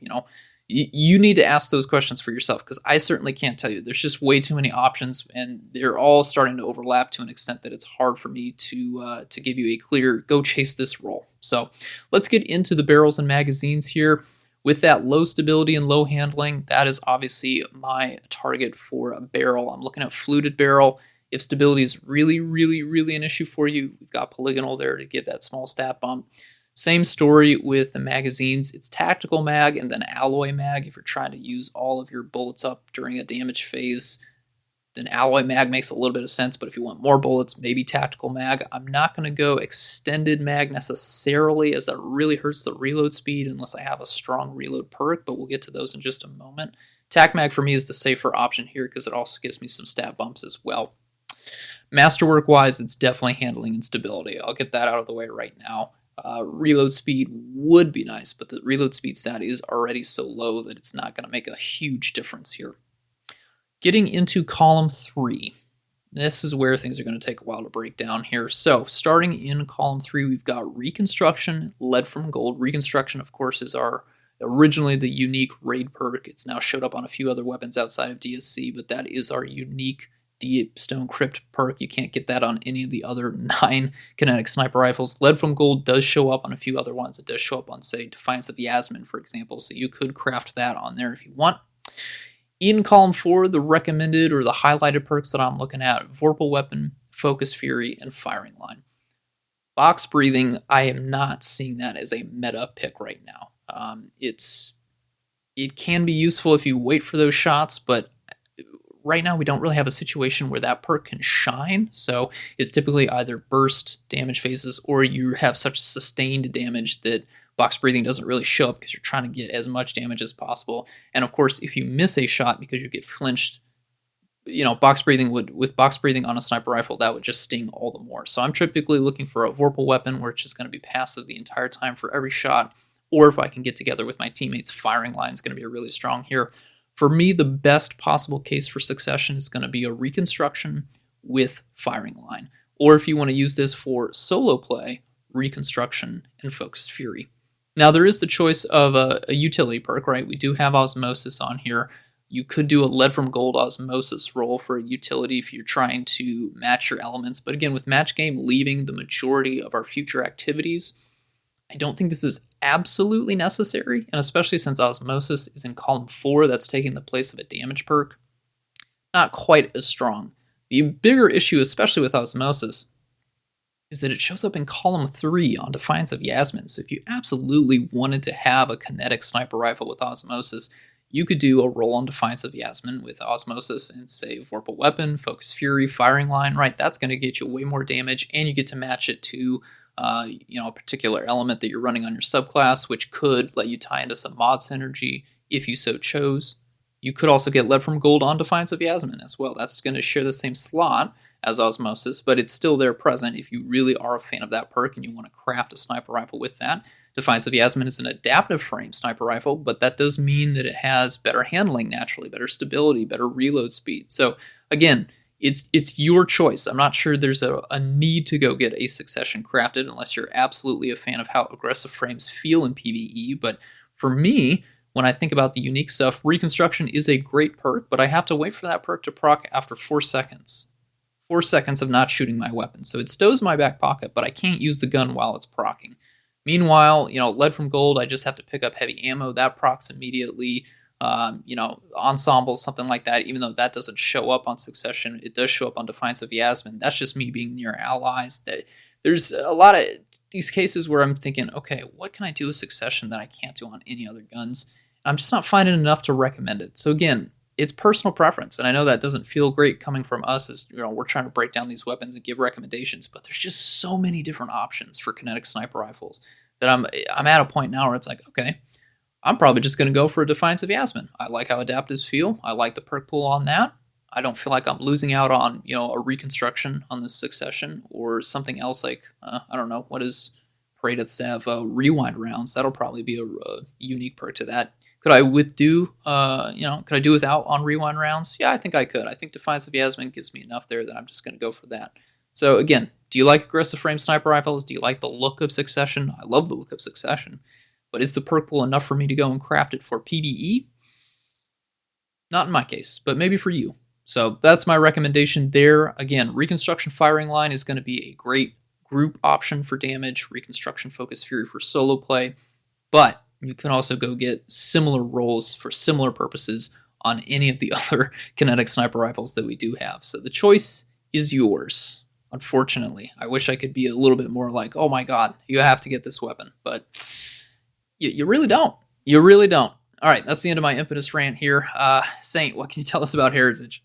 Well, Heritage is a weapon. You should be getting this weapon. All right. On the I'm other glad to hear hand, that. Okay. All right.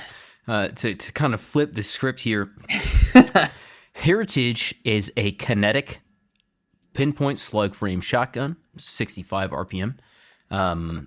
It has the precision frame benefit also. Weapons recoil patterns more predictably vertical. Not super important on something that has such a low fire rate like this gun, but man, it has some stats that are important. Starting off with a look at its perk pool. In column 3, with its changes, we lost dual loader. Yeah, RIP, you won't be missed. And outlaw. We got threat detector, pugilist, and demolitionist.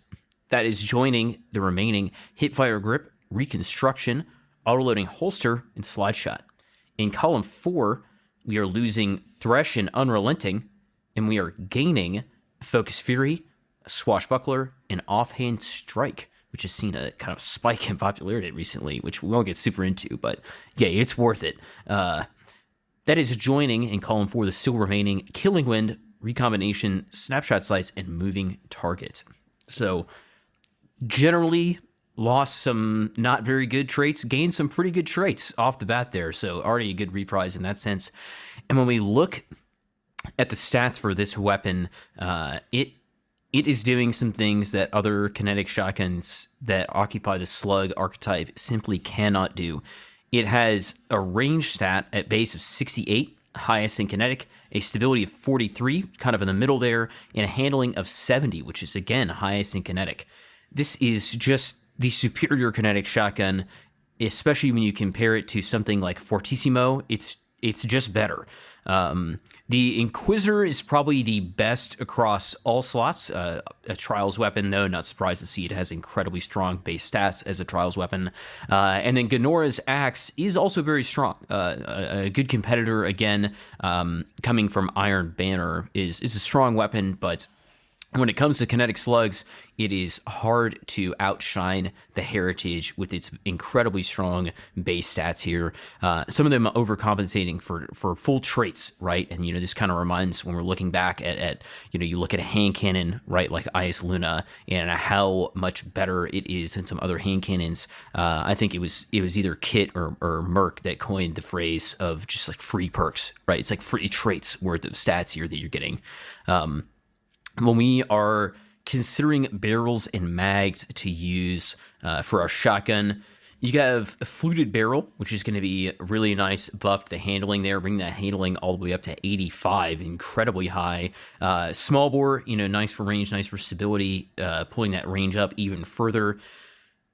And then on the magazine, assault mag is a very strong option for anything that is going to increase your RPM for a weapon. Anything that can increase your RPM for a weapon, RPM means damage, right? Especially when we are not trading off any impact for this slight increase in RPM. And then also TAC Mag, always a solid choice. Very hard to go wrong with TAC Mag on any gun. For our main traits in column 3 and 4, our highlights, we talked about kind of what stayed and what left at the beginning here. Column 3 highlights, reconstruction, autoloading, threat detector, and then pugilist and demo for your kind of build loops there. And then in column 4, we have recombination, focus fury, and swashbuckler. Your masterwork that you're going to pick here kind of depends on where you land on your barrels and mags. If if you're going to be swapping around a lot, taking that handling all the way up to 95 is almost maxed out. Could also up the range, get that range even higher. If you're going to double down on small bore, that would take you up to 75. You get up to 85 range if you're going for a range masterwork here. On the mod side, probably going for a major spec, boss spec, depending on the scenario that I'm using this in. But this is a damage dealer, right? And whenever we are looking at our damage dealing potential, especially in a boss type of scenario, on the non-hot swap side, you have Reconstruction and Focus Fury. I don't think that we've seen Focus Fury show up on many shotguns. I'm not sure if this is the first ever, but I know it is very rare to see Focus Fury showing up on a shotgun, and Reconstruction allows you to just take such advantage of that with, again, the way that Focus Fury is being calculated off of your base magazine. Very, very strong perk there. If you want better DPS, you have your assault mag. If you want better, sustained time, you have tac mag, increasing that magazine a little bit. You could also go Pugilist and Swash is a very strong combo, right? Just one melee kill is going to give you high damage stacks there, up to 33%, I think, is at Swash times 5. And then Pugilist is going to help you keep that going. This is really strong. You're pairing this with like a Consecration build, something like that, Throwing Knife build, Celestial Fire, whatever it is, could really be taking a lot of advantage of Swashbuckler, taking out a minor enemy really quick, and then just turning over with that 33% damage increase to just absolutely melt down a major champ or something like that. I don't know what to say. I mean, it's a beast of a weapon. It was good for damage back in the day, and now with Focus Fury being pretty easy to proc on a lot of targets where you're up close, and Reconstruction, it's a damage dealer, man, and it is a weapon that is worth crafting and trying out a few different roles on. That's about all I have to say for the shotgun. It is a great weapon. It is a damage dealer, and it is a Crucible star. Absolutely get in there, farm your Atrax runs, and craft this weapon. That's all I got to say there. Let's move on to our heavy slot. Impetus, what can you tell us about our machine gun? Yes, we have Commemoration. I love this gun. I'll say that right now. No rage from me this time around. This drops from the 4th encounter. That's Taniks, the Abomination. It is a Void adaptive frame machine gun firing at 450 rounds per minute. When we look at the perk pool changes, so we have lost in column 3 Zen Moment, No Distractions, and Dynamic Sway Reduction. Added 4 times a charm, adaptive munitions, dragonfly, well-rounded, subsistence, and rapid hit. Those are joining surplus and reconstruction. Moving over to column 4, we have lost Eye of the Storm. Dragonfly made the transition over to column 3. Moving target is gone as well. They have added in, and get ready for this, Focus Fury, Firing Line, Repulsor Brace, Killing Tally, Redirection, High Impact Reserves, and Under Pressure. Those are joining Unrelenting and Rampage. So this definitely gained the biggest overhaul in terms of what was added and then what was lost. This is pretty much an entirely new weapon, really, when we think about it here. Looking at the stats, got some good news there too. Range of 58, that is best in slot. Stability of 55, that's pretty middling. And then handling of 57 is second best. So this thing now does have to compete as an adaptive frame with the Unwavering Duty. That's the new Trials MG that's currently available. That has an adept version. That is the stat monster for the most part, but Commemoration does excel in a few stats here. We do have another Void adaptive frame that's also dropping from another raid, the Corrective Measure from Vault of Glass. I'll say right now, Commemoration has the very best perks for PvE in our current sandbox available. So even though Unwavering Duty does have some pretty sweet perks as well, I think when we're looking at what the weapon has to offer on a total basis, Commemoration definitely is excelling on the PvE front here. Let's get into it with the barrels and the magazines. As an adaptive frame, these stats are all really close together in terms of numbers. You've got 58 range, 55 stability, 57 handling, 55 reload speed. You can really take, in terms of the barrels and mags, any one of those stats and pump them up however you want.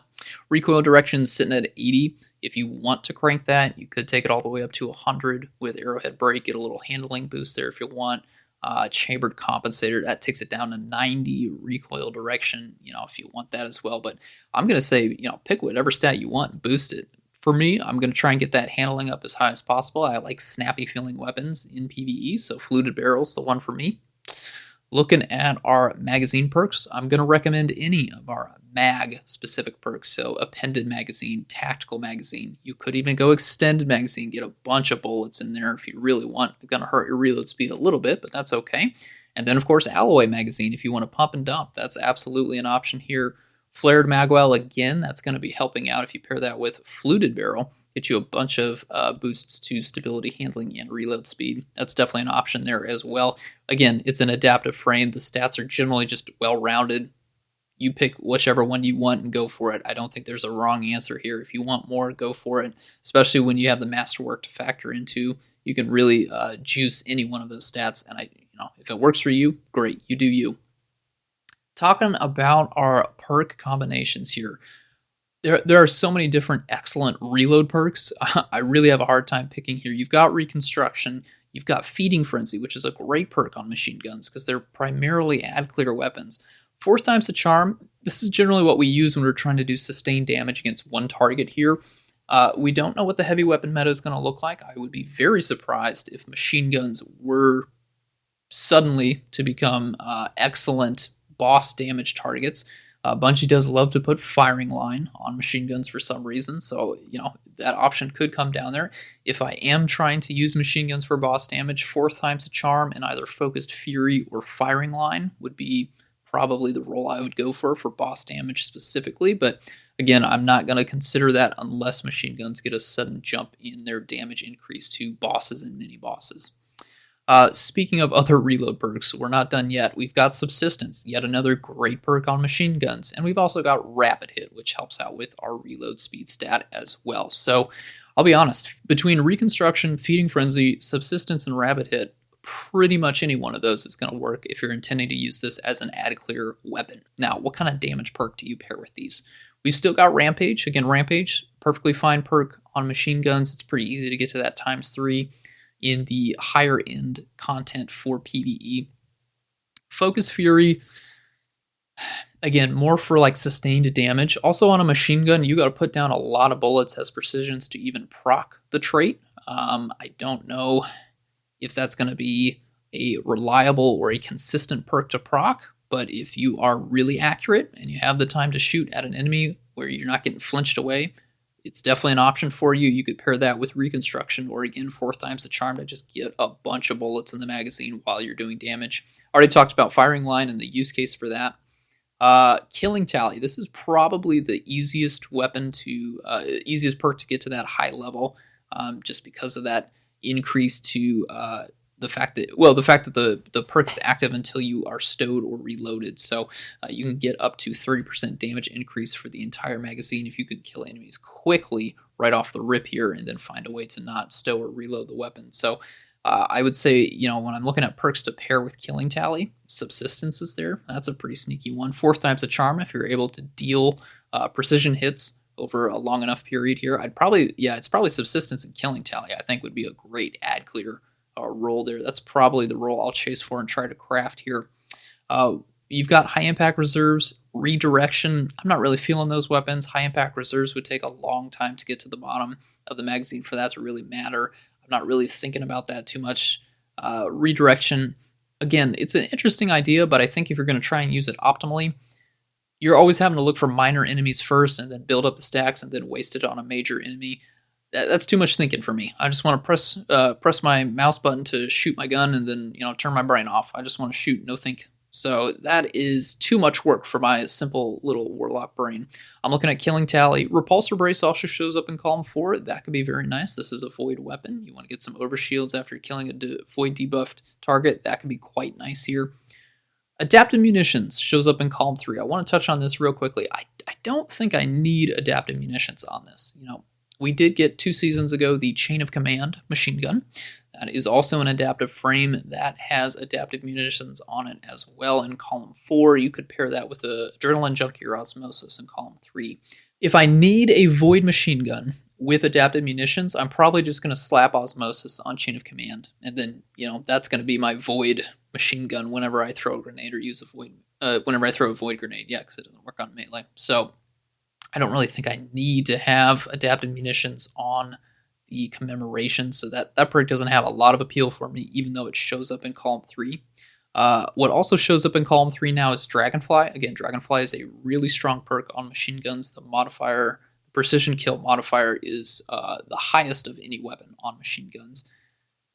The problem is, though, for me, it's going to look at how fast is that reload speed. Because Dragonfly is showing up alongside all of these great reload perks, I want to see what the base reload, or what I could get that reload speed stat up to with my masterwork and then maybe my magazine perk. If it's high enough where I don't feel like I need to have a reload perk, yeah, you could do Dragonfly and then another damage perk like Killing Tally. You could even go Rampage. That'd be perfectly fine here.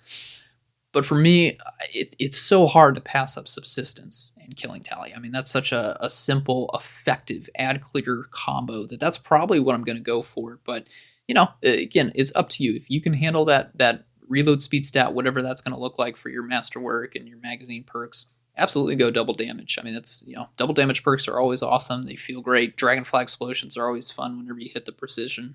You could even go for that double precision damage perk bonus. You could do something like Dragonfly Firing Line, Dragonfly Focus Fury if you really want to go crazy. It's up to you guys. Last thing I'll touch on before I pass you off to Court, Unrelenting shows up in column 4. It's a good perk. You're going to proc it a lot on a machine gun. You got plenty of bullets, plenty of opportunity to do so. I don't think this is going to show up as a strong contender on this gun in particular when we have so many great damage perks. Again, this entire perk pool has been basically overhauled now that this has been refreshed here, and even though you can make Enhanced Unrelenting quite strong, you get a lot of health regeneration going once this thing goes. I'm still looking at just like a basic reload perk and a basic damage perk. I don't think we need to twist it into a utility weapon. There's just not enough here in Unrelenting and what I could pair with Unrelenting to really make me choose it. So, again, for the one ad clear role, Subsistence, Killing Tally, if you want to tap into some Void 3.0 synergy, you could swap out Killing Tally for Repulsor Brace. If you really want to do a double damage perk situation, I think Dragonfly Killing Tally is going to be pretty fun to use. And if machine guns ever become viable for boss damage, you got 4th Times the Charm or Reconstruction. Pair that with Focus Fury or Firing Line, depending on the situation. I think you'll have a pretty easy boss damage dealing weapon. But that's Commemoration. Lots of great things here. Again, this weapon, in my opinion, received the greatest glow up when we got the reimagined perks. So definitely, if you are lacking for a strong Void machine gun, if Retrofit Escapade isn't doing it for you, definitely go chase this bad boy down because there is a lot on offer for the Commemoration machine gun. All right, we've got one more left here. Court, take it away. Yeah, it is Bequest. You can find this at the 4th encounter, which is Tanix. It is the Arc Adaptive Frame Sword. So adaptive frames, when you do the heavy attack, it's a heavy uppercut instead of spin to win or casting a bolt. So reminder, it's stronger with full energy. In terms of perk pool changes, not a lot here. With this being a sword, it's naturally got sort of fewer perks than its Deep Stone Crypt peers. Nothing's been removed in column 3, but they have added Wellspring, Duelist Trance, and Unrelenting in column 3.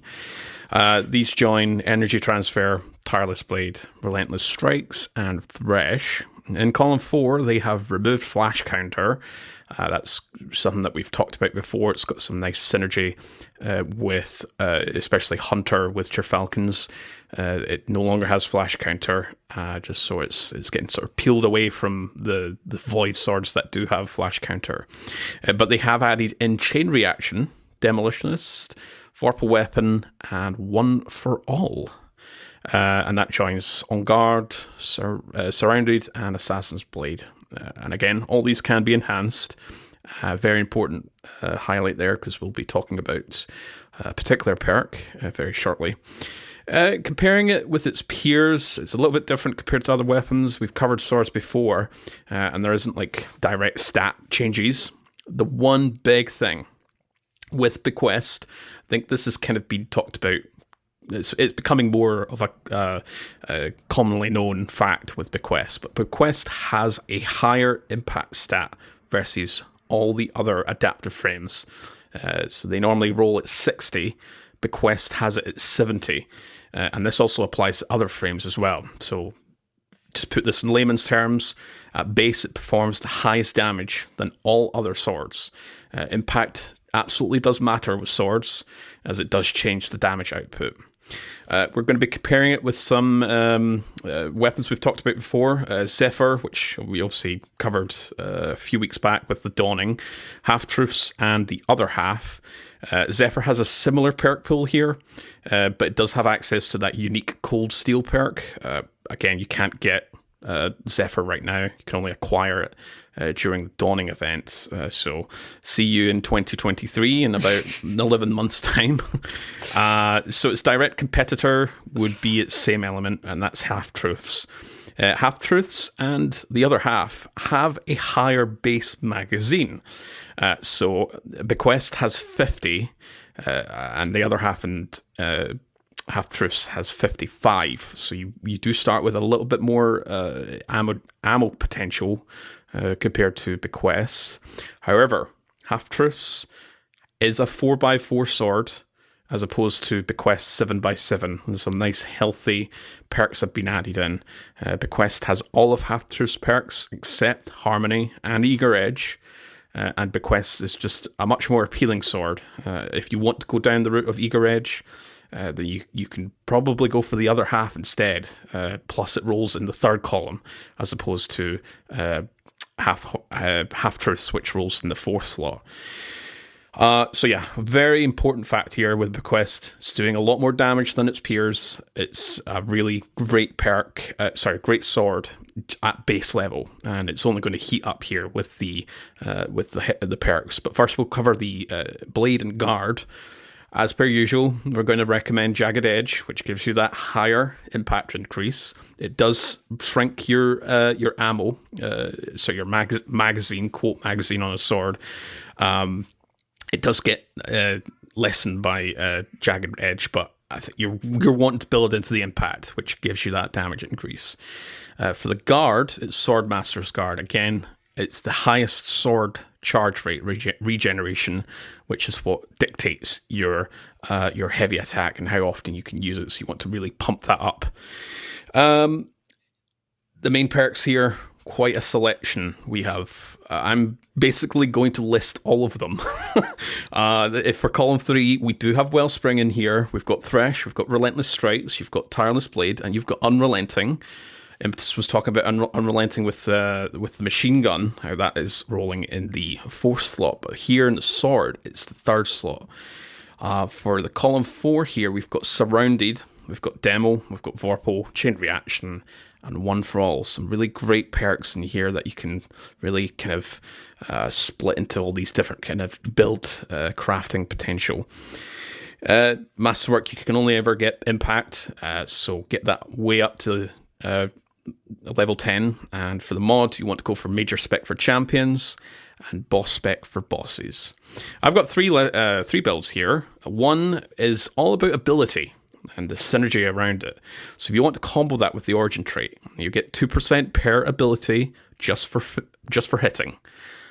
Pair that with Wellspring, which is 8% on kill, which is equally split across all uncharged abilities, or 9% if it's enhanced, or Thresh, which is that 1% super energy on kill, or 1.33% if enhanced. Again, that also you can pair that with when you kill an enemy, you naturally get super energy as well. So it's around about 2.4% or something like that if you're pairing that with Thresh. And then pair that with the column 4 slot of Demo, which is 10% per kill, or 11% if enhanced. So if you want to go down that sort of mono build, you can pair this with arc grenades, or in a really good spot in PvE right now, if for your arc subclasses. Otherwise, the next best one you could combo it with is Devour on Void subclasses. I know Warlocks have pretty great time going down this route. And a reminder, Devour not only refreshes your health, it also provides grenade gains. So you can really capitalize on just getting your grenades up and throwing it out. And the same thing for Titans and Hunters with the echo of instability, I want to say. Yeah, that sounds right. Yeah, lots of grenades. So yeah, you'll be an ability monster. I would recommend going down the Thresh and Demo route because Wellspring's currently a little bit buggy with just how things are split across things, how the ability kind of spreads across the 3 abilities. Plus Thresh does give you that super gain, so you'll be getting kind of everything all at once for both hitting and killing.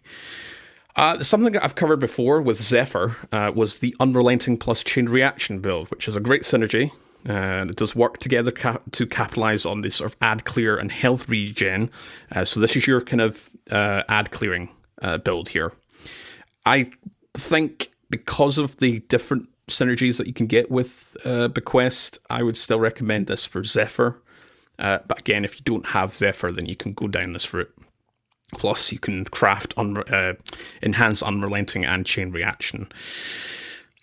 Build number 3 is the one I'm going to, I'm currently working on. I did manage to get Bequest, and I'm currently ranking it up through the various ranks to get Surrounded, which is it's actually the first perk you can get, which is great.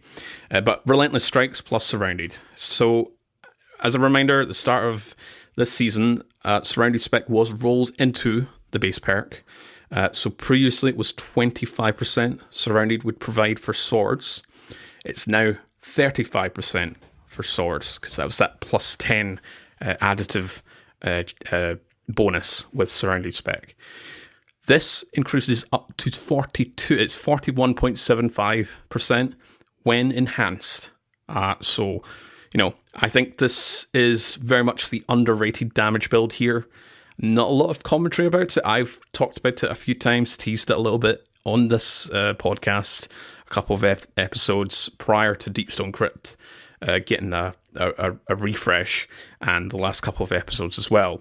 But this is definitely the underrated damage build. We always talk about, One For All is here. It's got that 35%, but, you do have to hit those ads, 3 separate ads to get that up.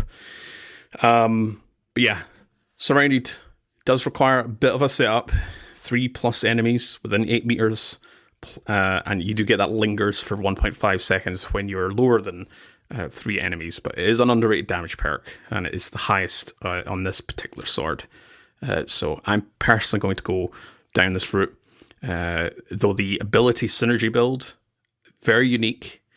If you're wanting to go down that, if you've got, say, Zanagi's or some other really high burst damage weapon in your kinetic or your second slot, you can go use them for boss or even champion builds. But the ability to get your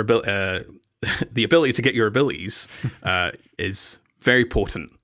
Just looking at the amount of gains that you can get. And again, 2% with the origin trait on the sword. It's going to be a lot of whacking. So yeah, the Bequest is so far the only sword that can roll Surrounded Enhanced as well. So really great combo here. Some really interesting potential. And again, as we've talked about, next season, we don't know what the heavy meta is. Swords still have their place. You can use swords in a lot of scenarios, especially in dungeons where, what comes to mind is the Phalanx boss in Prophecy and Galran in Duality, and even Kaito as well, if you want to go down that route of swords. Maybe not so much you can capitalize on Kaito with the Surrounded build because you don't have a lot of ads nearby to do that, but especially with Galran, you can keep the spawning ads that spawn with Galran and really one phase that boss. So very unique sword here. It's kind of went under the radar. I'm pretty surprised about, but it's one you should be chasing for just for the inevitable big heavy changes for next season. All right, well, that rounds things off quite nicely with the Deep Stone Crypt Weapons. We're going to do a quick kind of recap of our kind of thoughts and opinions and highlights before we wrap things up for this episode. We'll start off with strength and viability. What do you guys think? What's the ones that are kind of jumping out for strength? It's primaries. I mean, they got a huge, I would say much needed, right, buff. And I would include Commemoration as a type of primary weapon in terms of its main purpose. But yeah, those are definitely the top tier now. The elemental synergy is just so, it's game changing for a weapon when you get access to incandescent, bolt shot, repulsor brace. So those are the ones for me that are kind of the must have, the chases. Yeah. If you are a Titan and you have been looking for a new build, please put on Path of the Burning Steps and run Trustee. If you want to just like crank this all the way out, you can put on, I think it's torches, right? That's going to give you radiance on melee, and also help you stack up stacks of Firewalker. So, get to work with your mini hammer, get your Firewalker stacked up. You put on a blinding GL and like a Xenophage or Parasite or Galahorn, any kind of really nice heavy damage dealer exotic. You clear out the room, you build up your stacks, and then you have Firewalker times 4, 40% increase, which works with Radiance.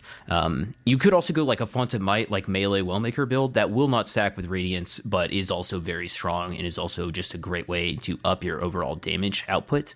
But yeah, I mean, I've just had so much fun since Trustee got its buff in a build like that. Would highly recommend that. And yeah, I mean, a lot of these other weapons were like good getting better, honestly, which is great to see.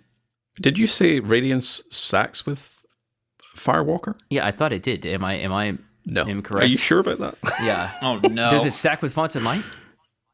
Font of Might, yes, Okay. yes, but not Radiant. That's my bad. Okay, don't listen to me. Right. Listen to Court. Okay. No, but no. It's still for next season when we have to build craft into the sort of Font of Might, whatever it's going to be called for next season. Then it's definitely got its potency set out for next season. A lot of fun. A lot of really strong options. A lot of good looking options. I know the best we were talking about looking. this earlier So in the good. week. Yeah, just such great design on these weapons. Yeah, we were talking privately in our sort of little Discord where we do our recording, and yeah, just talking how visually appealing these weapons are. Aesthetically, they are just amazing. It's always a toss up just how I'm feeling at the time, but I kind of toss and turn between Kingsfall weapons.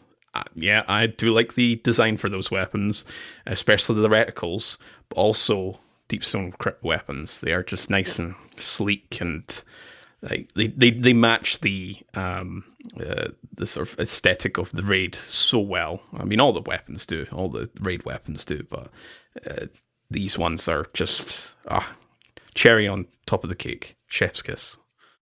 I would say if you're someone who maybe struggles with raiding, because we have the Seraph Shield mission out, right, and if you've run that and you're familiar with the mechanics, these are probably one of the more obtainable sets of raid weapons that we have right now.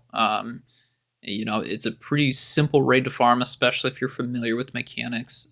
You can start getting some red borders. I still think Vault of Glass is probably the simplest raid to learn in terms of mechanics and getting a group for that, but because these have now been added to the raid rotation and they have craftable versions of the weapons, a lot of people are jumping in on the week that this is the featured raid. So I definitely recommend that if you're familiar with the Seraph Shield and how each of those buffs work. The augments. I should use the technical language here. If you're familiar with how the augments work, they're pretty much almost identical in the raid itself. Go ahead and get some runs in. Go grab these weapons. Again, I know it's harsh on Succession, but if you want to have a strong, crafted, aggressive frame sniper rifle, you can definitely do that. If you're someone who's just not able to raid or pick and choose which kinetic sniper rifle you're going for, there's so many different great weapons here on offer, and they have, a lot of these weapons have the most up-to-date perk pools that we currently have access to in the sandbox, so they're going to age quite well, right? It's very, very hard for some of these weapons to get outclassed in the future, right? Heritage is probably going to be one of the best kinetic shotguns for the rest of the game's lifespan. It would take a pretty insane amount of power creep to outclass that. So go for it. Go grab these weapons. Even if you're not able to get in there regularly to get all 5 red borders, see what your luck is like. Go ahead and you can always purchase one at the end if you're trying to go for a specific role. Maybe you get lucky with RNG. But these are some top tier weapons for sure. To wrap things up quite nicely, which ones are we going to be chasing or taking into Lightfall? I think most of the weapons we've been able to craft. If not, we're very close to crafting all of them. So I will kick things off and say, obviously, Bequest. I'm currently working on it just now to take into Lightfall. And yeah, you guys have pretty much sold me with Trustee. That is the really strong primary weapon here for next season, and just the potential we may have with pairing it with Radiant for champion counters, and rapid fire scouts are in a really good place in PvE. Posterity for sure. I mean, Volt Shot with the champion counter right now we don't. I'm just thinking of like what future arc hand cannon could shake me away from that, and I'm struggling, right? Like, I don't know, maybe a 140 hand cannon, since those generally feel pretty great all around. Maybe we have Nation of Beasts from Last Wish. If that becomes a raid that gets perk refresh, maybe that could shake me away from Posterity if it got Volt Shot as well. But for now, Posterity is like the arc hand cannon, and especially for Overload champions, like I'm gonna be jolting the heck out of them with that gun. Yeah, it is gonna take like a explosive payload plus Volt Shot combo or something like that to get me to come. It's got to be just way too strong to get me to come off of Posterity, which I think Posterity is so good because it is such a non-favored, such a traditionally avoided archetype of weapon in PvE that manages to break the mold, right? And that is just huge. Like, there's other good rapid fire scouts, there's other good shotguns, but yeah, I think I need one more Heritage, and then I'll be working on my reconstruction Focus Fury, because select shotguns are still good damage outputters, right? They are not in the hot swap era that we were in like Beyond Light, but I mean, they're still strong. And when you are able to get in close to the target, you're freezing, you are blinding whatever it is, an enemy. It's real easy to get in there with Focus Fury and cause a lot of damage with that 20% damage buff. I'm trying to think of exactly. I think it's like 3 shots to proc Focus Fury, right? If I think Heritage is 6 in the mag on base, if I'm not mistaken. If you are cranking that up with Tac Mag, I still think it's only like 3 shots or something like that to get it going. But yeah, it's just an incredibly strong option there to be able to benefit from it for so long, right? Yeah. Nice. All right. Well, we've been gushing about Deep Stone Crypt Weapons for long enough. I think it's time to finish things up for episode 48. Let us know what weapons you'll be chasing from Deep Stone Crypt, or if you've already got them, what you're going to be crafting and taking into Lightfall. And let us know over on the Massive Breakdowns Discord server or over on our Twitters. But yeah, that is it. Thank you for listening and joining us for this week. And thanks to our lovely patrons and sponsors for keeping the lights running. I also want to thank our audio engineer, Autodidaktos, for ensuring we sound great week after week. We are fast approaching Lightfall's release date. By the time this episode comes out, we will be 4 weeks away, which is crazy. So we are expecting a flurry of articles and previews featuring news and upcoming changes, as we've been already getting. So our episode topic scheduling is kind of up in the air right now, but we'll try and squeeze in some topics that have been requested by listeners if we get the time. So my name is Court. You can find me over on Twitter as @CourtProjects and on Discord as Court. You can find my infographics or links to my infographics over on my spreadsheet, which can be found on the Massive Breakdowns website.